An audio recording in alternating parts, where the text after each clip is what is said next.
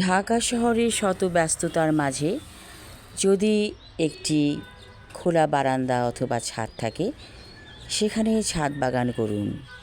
মনে প্রশান্তি নিয়ে আসবে এই গাছগুলো। গাছ আমাদের উপকারী বন্ধু, আমাদেরকে অক্সিজেন দেয়।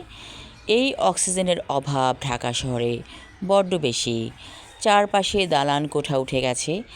এই দালান কোঠার ভিড়ে গাছগুলো কোথায় থাকবে?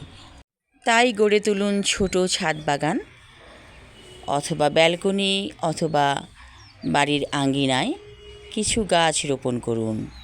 ভালো লাগবে। যখন আপনার দম আটকে আসবে, তখন এই গাছের সাথে আসুন, গাছের বন্ধু হয়ে যান। গাছের সাথে কথা বলে মন হালকা করুন। অনেক মানুষ আছে যাদের চাপা কষ্ট আছে বুকের ভেতরে। কথাগুলো মানুষকে বললে সেই মানুষগুলো কথাগুলোকে ছড়িয়ে দিতে পারে। তাই গাছের কাছে যেয়ে কথা বলুন। গাছ কখনোই আপনার কথাগুলোকে বাইরে আউট করবে না। সে সব শোনে, সব বোঝে, কারণ গাছের প্রাণ আছে।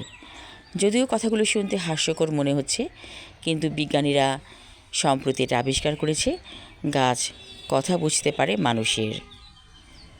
সবাই ভালো থাকুন, সুস্থ থাকুন। ধন্যবাদ।